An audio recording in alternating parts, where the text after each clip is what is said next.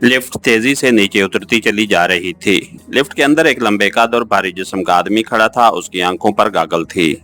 उसने जीन्स और चमड़े की जैकेट पहनी हुई थी। चेहरे मोरे ढंग और लिबास से वो जेर जमीन दुनिया का कोई आदमी लगता था, लेकिन ऐसा आदमी जो खुद लड़ने भिड़ने वाला ना हो। लिफ्ट एक झटके से रुकी तो दरवाजा खुद ब खुद खुल गया और आदमी लिफ्ट से बाहर आ गया।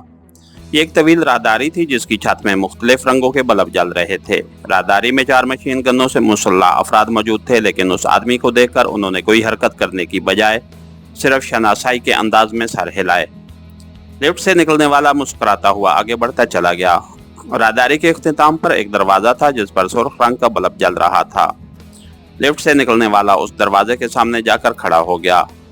उसने साइड दीवार पर मौजूद एक बटन प्रेस किया तो दरवाजे के एक छोटे से उभरे हुए हिस्से से तेज रोशनी का एक धारा सा निकला और लिफ्ट से आने वाले के गिर्द एक लम्हे के लिए कायम रहा, फिर गायब हो गया।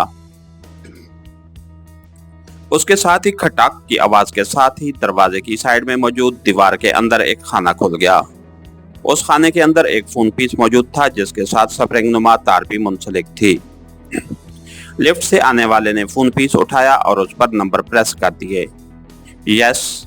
दूसरी तरफ से एक बारीक सी आवाज सुनाई दी। मास्टर हाजिर है जनाब, लिफ्ट से निकलने वाले ने बड़े मुअद्दबाना अंदाज में कहा। काम हो गया है? दूसरी तरफ से बारी आवाज में पूछा गया। बोलने वाले का लहजा बता रहा था कि वो गैर मुल्की है।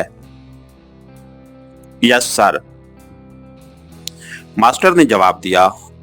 ओके, दूसरी तरफ से कहा गया और उसके साथ ही राब्ता खत्म हो गया। तो मास्टर ने फोन पीस वापस उस खाने में रख दिया। चंद लम्हों बाद खटाक की आवाज के साथ ही खाना खुद ब खुद बंद हो गया और फिर सुर्ख रंग का बल्ब बुझ गया और उसके साथ ही दरवाजा में कान के अंदाज में खुल गया तो मास्टर अंदर दाखिल हो गया। ये भी एक राहदारी थी जिसके आखिर में एक और दरवाजा था।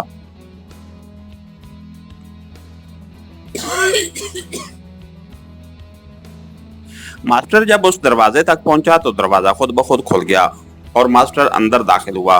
ये एक काफी बड़ा कमरा था जो ऑफिस के अंदाज में सजा हुआ था। एक तरफ काफी बड़ी मेज के पीछे एक भारी जिस्म का गैर मुल्की बैठा हुआ था। उसके चेहरे पर खशूनत और सख्ती थी। मास्टर के करीब जाकर बड़े मुअद्दबाना अंदाज में सलाम किया। बैठो, उस गैर मुल्की ने सर्द लहजे में कहा और मास्टर उसके सामने कुर्सी पर बैठ गया। कहाँ हैं कागजात और गोदामों और फैक्ट्रियों की तफसीलात? उस गैर मुल्की ने कहा तो मास्टर ने जेब से एक बड़ा और खासा जख्म लिफाफा निकाला और उठकर बड़े मुअद्दबाना अंदाज में उस गैर मुल्की के सामने रखकर दोबारा कुर्सी पर बैठ गया।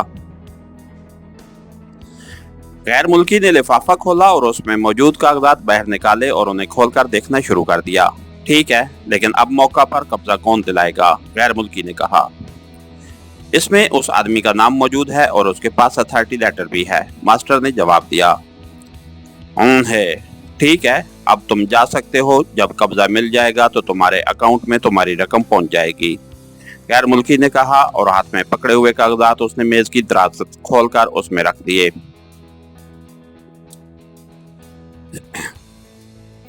एक तजवीज है जनाब, मास्टर ने कहा और गैर मुल्की बेइख्तियार चौंक पड़ा। कैसी तजवीज? गैर मुल्की ने चौंक कर पूछा। आप मुझे इस सारे बिजनेस सेटअप का इंचार्ज बना दें।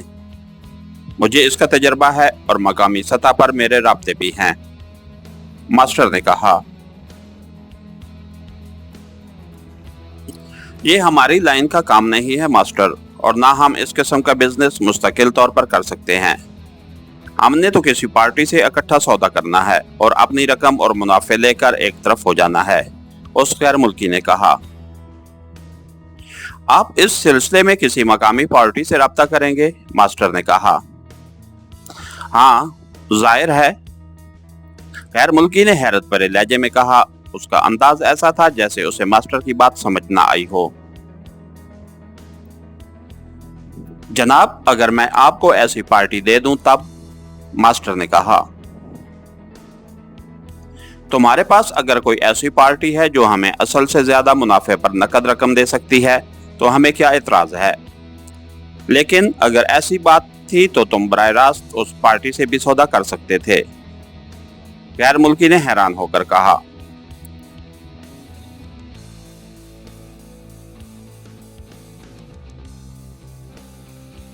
जनाब, आप गैर मुल्की हैं, जबकि आपको जिसने माल फरोख्त किया है वो मकामी आदमी है।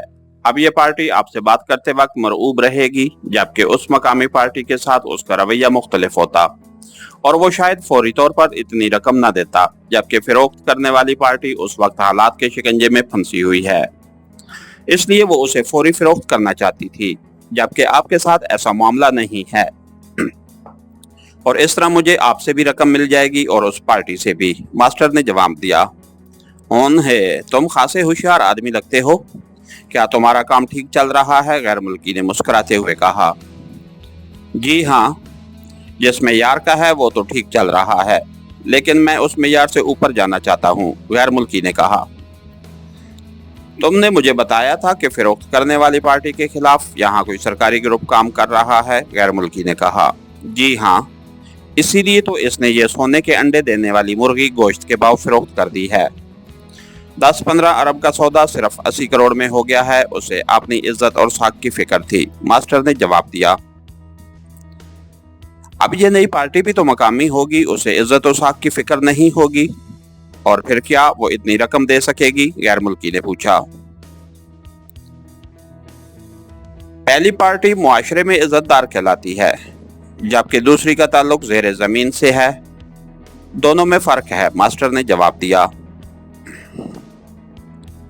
ये ग्रुप कौन है? उसके बारे में तफसील क्या है? गैर मुल्की ने कहा। तफसील का तो इल्म नहीं है, अलबत्ता इतना मालूम हुआ है कि ये फोर्सेटार्स कहलाता है। इंतहाई तरबियत याफ्ता और तेज ग्रुप है। उसे सरकारी सरपरस्ती भी हासिल है। उसका लीडर कोई अली इमरान है जो सीक्रेट सर्विस के लिए भी काम करता है, मास्टर ने जवाब दिया।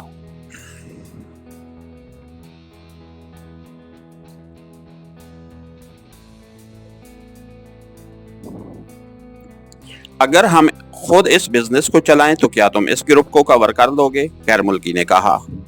नहीं जनाब, ये ग्रुप मेरे बस का नहीं है, मास्टर ने जवाब दिया। लेकिन अभी तुम कह रहे थे कि बिजनेस का इंचार्ज तुम्हें बना दिया जाए, गैर मुल्की ने कहा। मैं बिजनेस तो चला सकता हूं जनाब, लेकिन इस ग्रुप के खिलाफ कोई कार्रवाई नहीं कर सकता, मास्टर ने कहा। नई पार्टी कितनी रकम देगी? गैर मुल्की ने पूछा। आप कितना मांगेंगे? मास्टर ने कहा। 15 अरब पाकिस्तानी रुपए, गैर मुल्की ने कहा।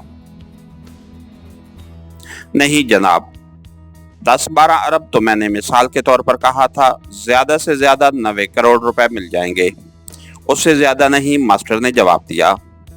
ओके, तुम जा सकते हो, गैर मुल्की ने इस बार सर्द लहजे में कहा तो मास्टर उठ खड़ा हुआ। उसने सलाम किया और फिर वापस मुड़ गया। थोड़ी देर बाद उसकी कार कमर्शियल प्लाजा की पार्किंग से निकलकर गेट क्रॉस करती हुई सड़क पर आई और फिर तेजी से आगे बढ़ती चली गई। मुख्तलिफ सड़कों से गुजरने के बाद उसने कार एक साइड पर मोड़ दी और थोड़ी देर बाद एक फार्म हाउस के अंदाज में बनी हुई इमारत के गेट पर पहुंच गया। उसने 3 बार मखसूस अंदाज में हारन दिया तो लकड़ी का बना हुआ बड़ा सा गेट खुला और एक मुसल्ला नौजवान बाहर आ गया।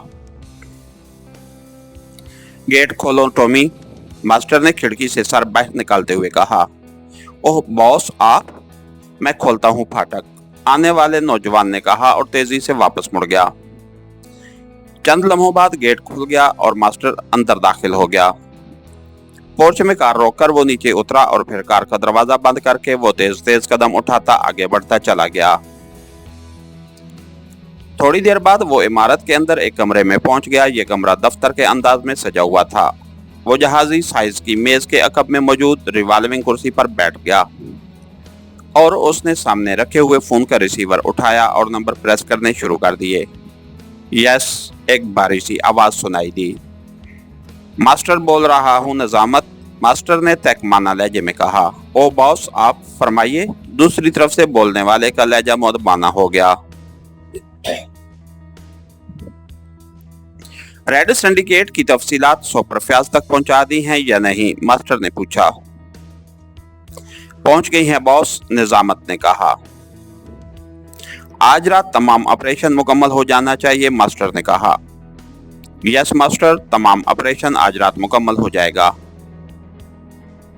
सुबह जब सूरज निकलेगा तो ना गोदामों में माल होगा और ना फैक्ट्रियों में मशीनें, निजामत ने जवाब देते हुए कहा। दोबारा काम कब तक शुरू हो सकेगा, मास्टर ने कहा। ज्यादा से ज्यादा 1 माह बाद, निजामत ने जवाब देते हुए कहा। तमाम काम बेदाग तरीके से हो जाना चाहिए, मास्टर ने जवाब दिया। यस बॉस, आप बेफिक्र रहें, दूसरी तरफ से कहा गया और मास्टर ने ओके कहकर रिसीवर रख दिया।